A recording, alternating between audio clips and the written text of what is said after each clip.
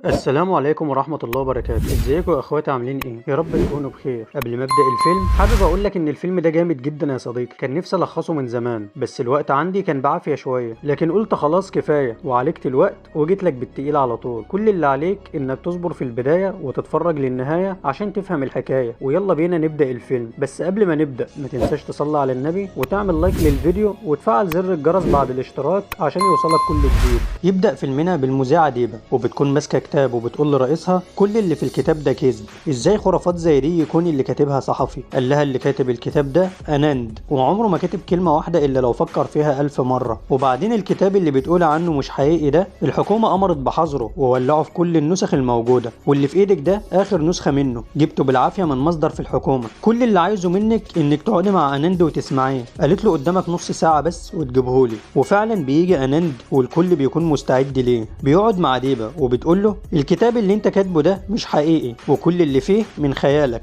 ومفيش ارض اسمها ارض الذهب ولا في قرية اسمها الكي جي اف. قال لها كل اللي في الكتاب حقيقي وهحكي لك القصة من البداية، اسمعيني كويس. سنة 1951 الفلاحين كانوا بيحفروا في الارض ولقوا حجر غريب جدا. بلغوا الحكومة وبيجوا موظفين يشوفوا ايه الموجود، وكان معاهم سوريا فردهان، واكتشفوا ان الحجارة دي كلها ذهب. واول ما سوريا اتأكد من الذهب قتل كل موظفين الحكومة. وفي نفس الوقت بيتولد الوحش الكاسر روكي. وبعد 10 سنين سوريا كان بياخد الناس كعبيد عشان يفحروا ويطلعوا الذهب، وام روكي بتكون تعبانه جدا وبتموت. روكي بيشتغل وبيجيب فلوس عشان يعالج امه، لكن الممرضه بتقول له ان الفلوس دي مش هتكفي ثمن العلاج. بيروح روكي لامه فبتقول له خلاص انا ما عادش ليا وقت في الحياه، انا عشت طول عمري فقيره وهموت بسبب الفقر، بس انا عايزاك توعدني انك تجمع فلوس كتير ويكون عندك قوه تحارب بيها العالم. قال لها وعدك يا امي. وامه بتموت وروكي بيدفنها وبيكون حزين جدا، وبيكون ماشي سرحان بيطلع له بلطجي وبيقول له هات الفلوس اللي معاك. قال له مفيش معايا. البلطجي بيديله فلوس وروكي بيقول له مش كفايه. قال له عشان يكون معاك فلوس لازم يكون معاك القوه. روكي بيقول له ما تعرفش القوه دي بتتباع فين؟ البلطجي بيقول له في مومباي. روكي بياخد شنطته وبيروح على مومباي وبيشتغل مع راجل، والراجل ده بيكون بيلم المتسولين من الشوارع ويشغلهم في تلميع الجزم. لا مؤاخذه يا صديقي. واثناء ما روكي شغال بيشوف عربيه معديه وبيكون مذهول. زميله بيقول له بص على قدك، اللي في العربيه ده شيتي ملك مومباي. وبيجي الراجل ده رئيسهم وبيقول له ان المفتش موقف لهم كل شغلهم، عايزين نقطع راسه. الرئيس بيقول له انت مجنون؟ مين اللي هيعرف يضرب ظابط، انت ولا انا ولا عيل من المتسولين دول؟ روكي بيسمع الكلمتين وبيرفع ايده وبيروح للمفتش يرزعه بازازه على دماغه وبيسيبه ويجري. وفجاه بيقف ويقول لزمايله لازم يعرف شكلي واسمي. وبيرجع تاني للمفتش وبيقول له احفظ الشكل ده كويس جدا وخلي اسم روكي في دماغك على طول. وبيضربه بازازه تانيه ولكن بيقبضوا عليه. رئيسه في الشغل بيروح لشيتي وبيطلب منه يخرج الطفل. شيتي بيقول له ما تقلقش انا خرجته. وبيجي روكي وهو اكل علقه حرامي جزم. رئيسه بيقول له ايه اللي انت عملته ده؟ ازاي تضرب ظابط؟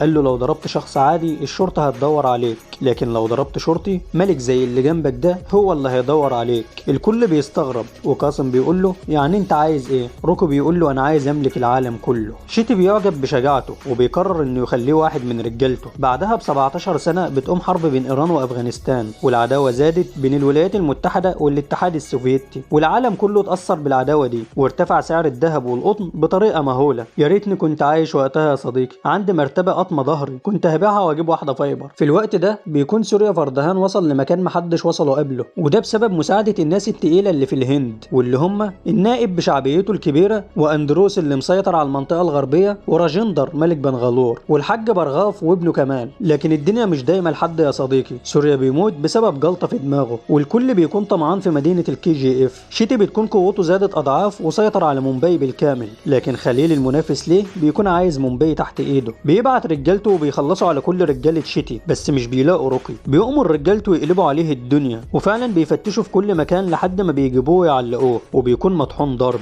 وكل الموجودين بيكونوا عايزين يقتلوه. تفتكر هيقدروا يا صديقي؟ لا والله. زعبولة بيجري عليه وروكي بيديله اللي فيه النصيب وزياده. بيفك نفسه وبيلاقي شعبولة في وشه فبيخلص عليه بكل سهوله، وبيقول لهم وانا صغير جيت على مومباي، لما طلبت وجبتين ضربوني، ولما طلبت مكان صغير انام فيه طحنوني، وكتر الضرب ده حولني لسكينه ما تعرفش غير الذبح. بيهجموا عليه وعينك ما تشوف غير اللي بيتطوح يمين وشمال. بيضرب ويقتل فيهم بكل قسوه. بيخلص عليهم وبيقول لرئيسهم انت خايف ليه؟ ده انا كنت بسلك سناني برجالتك، انما انت هشرب من دمك، قوم اهرب. بيقوم يجري وروكي بيقوم وراه، لكن بيلاقي جيش جاي جاي عليه، بيهجموا عليه وهو ولا فارق معاه، ما بيسيبش كبير ولا صغير، بيطحن فيهم واحد واحد، بيخلص على اللي جوه وبيخرج بره يكمل عليهم، وكل اللي بيقابله ما بياخدش في ايده غلوه، بيخلص عليهم واحد ورا التاني وبيكمل طريقه ورا رئيسهم. بيهجم عليه رجاله تانيين وما يعرفوش ان كبير الكدابين، وبينزل فيهم فحت ردم، مزق لزق، فزع رزع، لحد ما بيخلص عليهم بالكامل، والقطنه ما بتكدبش. بيمسك رئيسهم وبيكون مرعوب جدا، بيخلص عليه وبيعلقه على الرصيف قدام مراكب خليل اللي جايه بالذهب،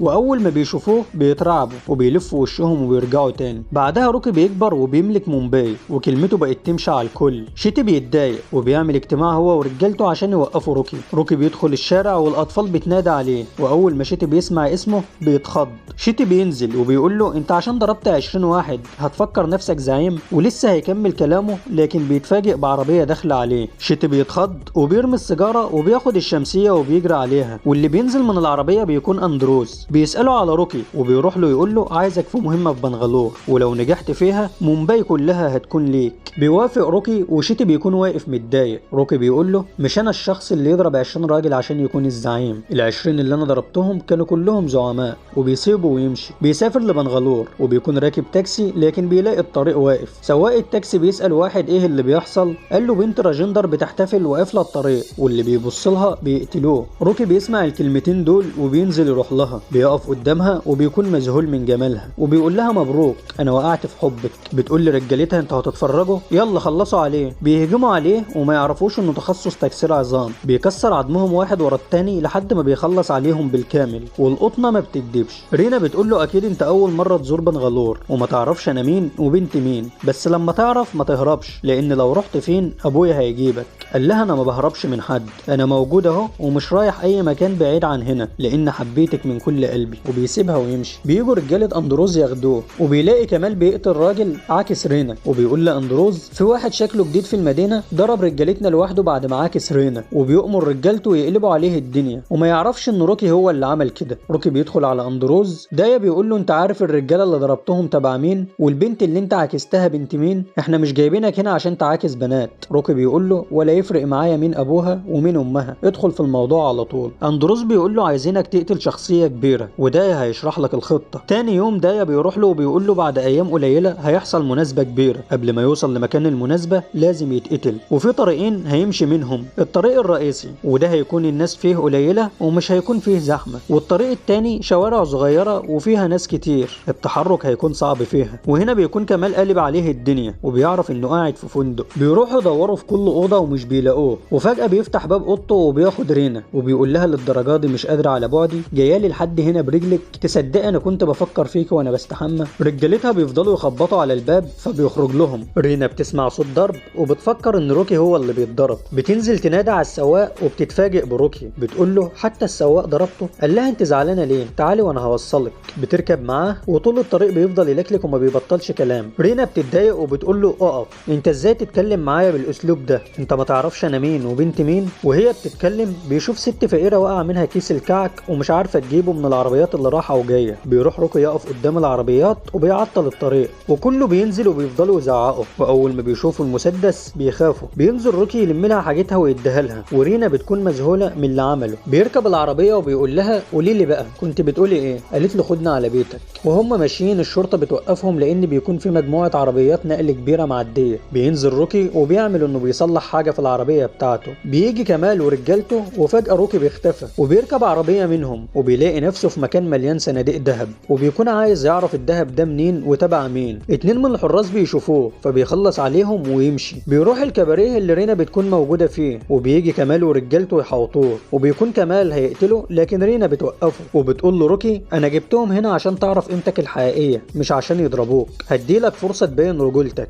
ولو جيت ولمستني قدامهم انا هكون ليك. روكي بيخرج والكل بيضحك عليه. تفتكر هيمشي يا صديقي؟ لا والله، بيدخل عليهم بعربيه بترول وبيفضيها في المكان، بيولع سيجاره والكل بيكون مرعوب. بيقف قدام رينا وخلاص هيلمسها لكن بيرجع في كلامه وبيقول لها مش لازم احط ايدي عليكي عشان اكون راجل. كمال بيتضايق وبيكون عايز يضربه لكن راجندر بيجي وبيوقفه وبيطلب منهم يخرجوا، وهو خارج بيقول له روكي حظك حلو نجدوك مني. قال له هم مش جايين ينقذوني، دول جايين ينقذوك انت مني. راجندر بيقول له خطتك ايه؟ قال له جارودة هيجي من الطريق اللي مليان ناس ومش هنعرف نقتله هناك، انا هقتله جوه مقر الحزب. راجندر بيقول له المكان هيكون مليان حكومه ورئيس الوزراء نفسه هيتفتش، ازاي هتقتله هناك؟ روكي قال له عايز مسدس جوه بس وملكش دعوه. قال له ماله، المسدس هيجيلك جوه. وبتبتدي الحفله وبيجمعوا المسدس، وعلى اخر لحظه بتحصل فوضى والمسدس بيقع وبيدخل جارودة والكل بيكون مرعوب. بيقول لهم ابويا عمل مملكه كبيره بس انا هعمل مملكه اكبر، والتمثال اللي المفروض يكون بتاع سوريا بيطلع لجارودة والكل بيكون مندهش باللي شايفينه. وروكي بيفشل في المهمه. راجندر واندروس بيعملوا اجتماع وبيقول جارودة لو ما ماتش احنا كلنا هنموت. اندروس بيقول له لازم نقتله في اسرع وقت حتى لو في وسط رجالته وفي قلب مكانه، بس مين اللي هيتجرأ ويدخل الكي جي اف ويقتله؟ كمال بيكون رايح يقتل روكي لكن بيلاقيه رافع ايده وبيقول لهم انتوا جبتوني عشان اقتل الراجل ده، انا هروح له مكانه ومش هرجع غير بخبر وفاته. والكل بيكون مذهول من شجاعته. وبيقرر روكي انه يدخل الكي جي اف، بس قبل ما بيمشي بيروح لرينا وهي نايمه وبيسيب لها سلسله، ولما بتشوفها بتعرف انها بتاعه روكي. بتروح لابوها وبتقول له روكي راح فين؟ كمال بيرد عليها وبيقول لها راح لمكان مستحيل يرجع منه عايش. رينا بتزعل وواضح انها وقعت في حبه. بيروح اندروز لروكي وبيديله خريطه للمكان وبيقول له مفيش غير طريقه واحده للدخول هناك. في عربيات بتطلع كل فتره على البلد ياخدوا ناس عشان يشتغلوا في الكي جي اف، لازم تدخل في عربيه منهم، بس البلد دي متامنه من كل اتجاه وعلشان تدخلها لازم تقتل الرجاله اللي مامنينها. بيمشي روكي وبيدخل عليهم دخول رايق بيسبب حرايق. بيكونوا رجاله كتير جدا بس على مين؟ ده روكي ابن الكدابين. بيكسر عظمهم واحد ورا التاني ومحدش قادر يوقفه. بيديلهم علقه سخنه ايه؟ ده بيديلهم علقه موت. بيطحن فيهم واحد واحد لحد ما بيخلص عليهم كلهم. والقطنه ما بتكدبش. بيركب عربيه من بتوعهم وما بيكونش عارف الطريق اللي ماشي فيه وبيوصل للكي جي اف. بيدخل جوه وبيكون مذهول من المكان. بيبدا شغل وفي وقت الراحه بيفضل يتفقد المدينه. بيقعد مع الاطفال وبيسالهم عن الامن الموجود في المكان. الولد بيقول له في حراس عند قصر جارودة وعند مكان التعدين وعلى ابراج المراقبه وعند البوابه، ما تقلقش الامن عالي جدا هنا. بيقوم يكمل شغل ومع الوقت بدا يتاقلم على المكان. وهم شغالين بيكون في طفل بيلعب بكوره، الكوره بتعدي خط واللي بيعدي الخط ده بيموت يا صديقي. ابو الولد ما بيلحقش يوقفه وامه بتجري وراه، واول ما بتعدي الخط بتاخد طلقه وتموت، وابنها بياخد الطلقه التانيه وبيموت وراها. روكي بيكون شايف اللي بيحصل ومش قادر يعمل حاجه. بيكملوا شغل وواحد من الناس رجله بتتعور والدم عندهم ممنوع يا صديقي. بياخدوه تحت الارض وبيعذبوه ولما بيزهقوا بيقتلوه. روكي بيكون غضبان جدا لانه مش عارف يساعد الناس الغلابه دول. بعدها بيكونوا رايحين للمكان اللي هيشتغلوا فيه وروكي بيولع في صخره والكل بيكون مشغول فيها. وبيقدر روكي انه يدخل مركز الصيانه وبيشوفوا راجل من الناس الغلابه بيعرف معلومات من الخريطه وبيخرج، وعلى اخر لحظه بيقف في الطابور. الراجل اللي شافه بيقول له خدنا معاك، انا شفتك وانت داخل المركز. روكي بيقول له لو فتحت بقك هقتلك.